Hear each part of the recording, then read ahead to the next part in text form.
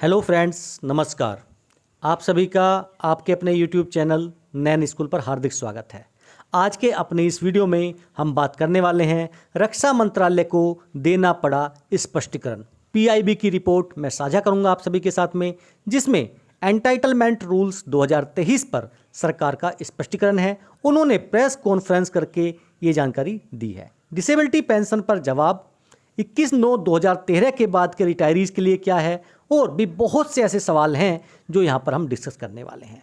ये सारी जानकारी आपको इस वीडियो में मिलेगी, लेकिन आपको ये वीडियो एंड तक बिना स्किप किए देखना है ताकि आप किसी भी जानकारी से वंचित ना रह सकें।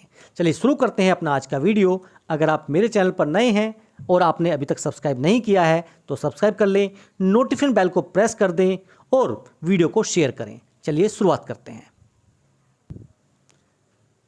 आप यहां पर देख सकते हैं ministry of defence press relief on entitlement rules for casualty pension and disability compensation awards to armed forces personnel ER 2023 and GMO guide to medical officers GMO 2023। ये देखिए 6 अक्टूबर 2023 शाम को 7 बजे की न्यूज़ है जो आप देख सकते हैं।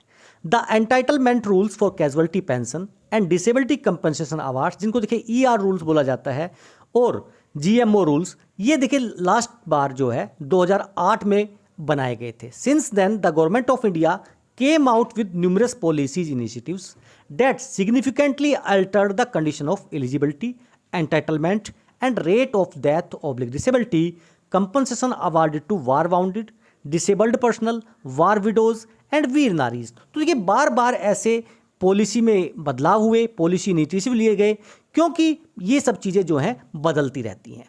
A need was therefore felt to clarify the consolidate and existing rules and medical guidelines. तो देखिए ज़रूरत पड़ी कि देखिए जो रूल्स हैं उसमें जो भी है पूरी तरह से एक विस्तार से गाइडलाइन जारी की गई। The matter had also been flagged by the CAG in their report to Parliament। और ये मैटर देखिए पार्लियामेंट में भी CAG द्वारा जारी किया गया था। तो pursuant to the above, a study group comprising of member of the Army, Navy, Air Force, Department of Ex-Servicemen Welfare and MOD Finance was set up कि भैया देखिए कि क्या क्या पॉलिसीज हैं और क्या क्या बदलाव किए जा सकते हैं, क्योंकि देखिए बहुत सारे केसेस में एम्बिग्यूटी थी और जिसके चलते काफ़ी कोर्ट केस किए जाते थे, और उन कोर्ट केस में बेनिफिट ऑफ डाउट जो है वो यहाँ पर जाता था पैटिशनर के पक्ष में। तो कमेटी ने देखिए अपनी रिपोर्ट दी और उन रिपोर्ट्स के आधार पर जहाँ पर उन्होंने डिस्कस किया maintain the principles and guidelines on death oblique disability compensation to armed forces personnel. जो देखिए सबसे पहले 5वें वेतन आयोग 2001 में, उसके बाद में 2 छठे वेतन आयोग में अमेंड हुए, फिर 7वें वेतन आयोग में। अब इसकी जो साइलेंट फीचर्स हैं वो क्या क्या हैं वो यहाँ पर बताई गई हैं। देखिए यहाँ पर बताया गया है देयर आर नो पॉलिसी और entitlement related changes in the revised ER। देखिए कोई भी पॉलिसी या एंटाइटलमेंट से जुड़ा हुआ कोई भी बदलाव इस ER में नहीं किया गया है। The ER has been revised updated with the aim to streamline the procedure followed for assessment and entitlement without any ambiguity to avoid litigations। देखिए किसी भी एम्बिग्यूटी की वजह से कोई केस हो, कोई परेशानी हो, इन चीज़ों को ध्यान में रखते हुए एक कंप्लीट गाइडलाइंस यहाँ पर जारी की गई हैं। ऑल दैट्स डिसेबिलिटी रिपोर्टेड और रिकॉर्डेड। देखिए यहाँ पर जो वर्ड है डिसेबिलिटी रिपोर्टेड या रिकॉर्डेड, इसका देखिए यहाँ मतलब निकलता है कि 21/9/2023 के बाद में अगर किसी की डिसेबिलिटी रिपोर्ट की जाती है या डेथ रिपोर्ट की जाती है या रिकॉर्ड की जाती है तो वो इसके दायरे में आएंगे। इसका मतलब ये लगाया जा सकता है कि अगर किसी की डिसेबिलिटी 2018 में 2019 में हुई है तो देखिए वो पहले ही केसेस में चलते रहेंगे, उसको 2023 के ER रूल्स के दायरे में नहीं लाया जाएगा। यहां पर ये इसका मतलब निकल सकता है। ER and GMO 2023 do not in any way affect past pensioners. देखिए जो भी पेंशनर्स हैं, फैमिली पेंशनर्स हैं जो ऑलरेडी पेंशन ले रहे हैं, यानी जितने भी एक्स सर्विसमैन हैं उन पर इसका कोई भी इफेक्ट नहीं पड़ेगा। तो एक्स सर्विसमैन संगठन जो है पूरा का पूरा यहाँ पर आउट हो गया है, उनको कोई भी इफेक्ट नहीं पड़ने वाला है। Only those person who are boarded out of service, देखिए जिनको मेडिकल ग्राउंड पर सर्विस के टर्म खत्म होने से पहले बोर्ड आउट किया जाता है, उन्हीं को केवल इनवैलिड आउट फ्रॉम सर्विस माना जाएगा। They are eligible for disability pension, जिसमें डिसेबिलिटी एलिमेंट और सर्विस एलिमेंट दोनों होंगे। PBORs and equivalent who are permanently placed in low medical category. देखिए, अगर आपको परमानेंट एलएमसी बना दिया जाता है और डिस्चार्ज किया जाता है because no alternative employment could be provided to them, उनको कोई दूसरा अल्टरनेटिव एम्प्लॉयमेंट प्रोवाइड नहीं किया जाता है, suitable to their medical category and are discharge before completing their term of engagement after providing suitable alternative employments are deemed to have invalid from service. यहां पर देखिए, इस लाइन को बहुत आराम से आपको समझना होगा और मैं इसको देखिए हिंदी में भी ट्रांसलेट कर देता हूं ताकि आप इसको अच्छे से समझ सकें। देखिए, यहां पर मैंने इनको हिंदी में भी ट्रांसलेट कर दिया है, आप यहां पर देख सकते हैं। पीबीओआर और समकक्ष जिन्हें स्थायी रूप से निम्न चिकित्सा श्रेणी में रखा गया है और उन्हें छुट्टी दे दी गई है क्योंकि उन्हें उनकी चिकित्सा श्रेणी के लिए उपयुक्त वैकल्पिक रोजगार प्रदान नहीं किया जा सका है, या रोजगार तो उनको मिल गया लेकिन उसके बावजूद भी उन्हें टर्म ऑफ एंगेजमेंट को पूरा करने से पहले छुट्टी दे दी गई है, तो भी उन्हें इनवैलिड आउट केस माना जाएगा, deem to have been invalid out. तीसरी चीज यहां पर बताई गई है कि देखिए, ये जो क्राइटेरिया है जेसीओ और ओआरस के लिए ही लागू है, ऑफिसर्स के लिए लागू नहीं है। अब नेक्स्ट देखेंगे सशस्त्र बल के कार्मिक जो retention cum impairment assessment medical board. यहां पर देखिए जो बताया गया है, armed forces personnel who are retained in service despite a disability held attributable to or aggravated by military service post conduct of retention cum impairment assessment medical board are eligible to be awarded.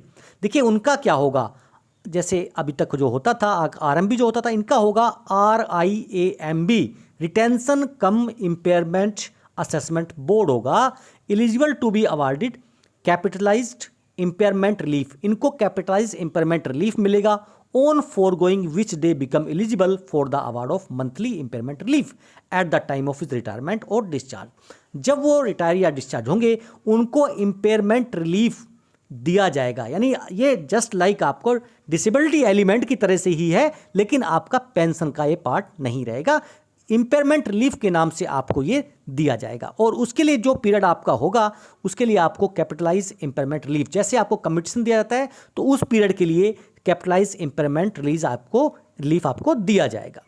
The impairment relief may be paid in addition to the retiring pension, जैसे मैंने आपको बताया जो retiring pension है उसके अलावा भी मिलेगा, वो ऑफिसर्स हैं तो ग्रेचुटी के अलावा मिलेगा, और service pension oblique gratuity PBORs के लिए as per their length of qualifying service. आप यहां पर देख सकते हैं, impairment relief is the same as the erstwhile disability element currently awarded to the personnel retiring release discharge. अब देखिए, सबसे बड़ी बात यह आती है कि ये नाम में बदलाव क्यों किया गया।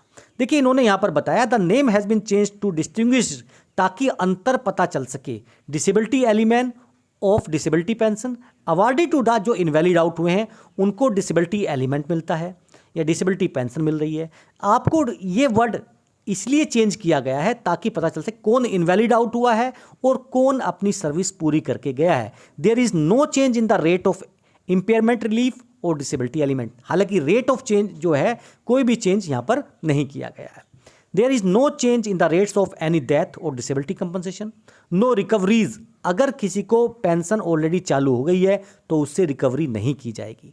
The aspect of compensation being given to cadets is being analysed by the study group. The aspect of compensation being यहां पर बताया गया गिवन टू द कैडेट्स, जो कैडेट्स को दिया गया है वो भी यहां पर ग्रुप ने एनालाइज किया। 10 year close for becoming eligible for invalid pension. देखिए, 10 साल का क्लोज जो है एलिजिबल करने के लिए इनवैलिड पेंशन के लिए। The rules governing eligibility for award of invalid pension continue to be governed as per the existing orders, वो एग्जिस्टिंग ऑर्डर्स के हिसाब से रहेगा। देखिए, 2019 तक था, 2020 में उसको चेंज किया गया था, तो वापस देखिए 10 ईयर्स का क्राइटेरिया यहां पर दिखाया गया है। While no change have been made to the competent authorities to further reinforce the check and balances, it has been decided to confirm all accepted cases one level higher than the specified competent authority. The matters pertaining to income tax relief are sub judice। देखिए, आप सभी को पता है कि देखिए ये court के अंदर है इनकम टैक्स पर जो आपका पेंशन है उस पर इनकम टैक्स, डिसेबिलिटी पेंशन पर, तो इस पर जो है कोई भी कमेंट नहीं किया जा सकता, ये कहना है रक्षा मंत्रालय का। Comparison with civilians, civilians are authorise disability pension if invalid from service and a lump sum compensation in lieu of the disability element if retained in service.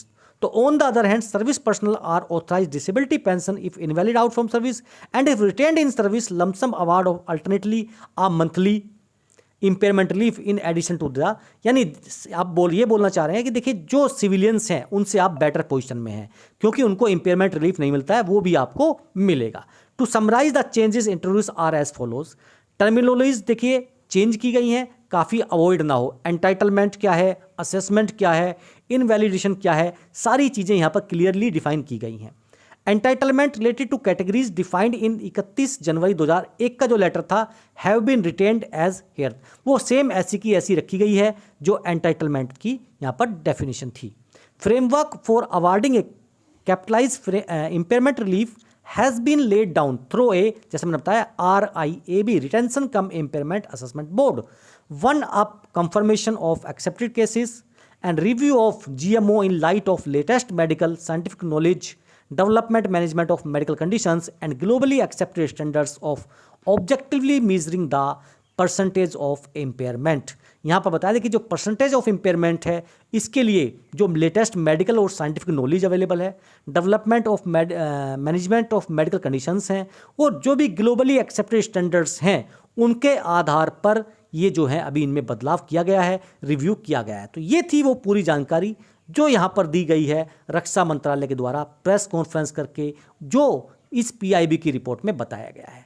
अगर ये जानकारी आपको पसंद आई तो चैनल को सब्सक्राइब करें, वीडियो को शेयर करें। फिर मिलेंगे आपसे। जय हिंद, जय भारत।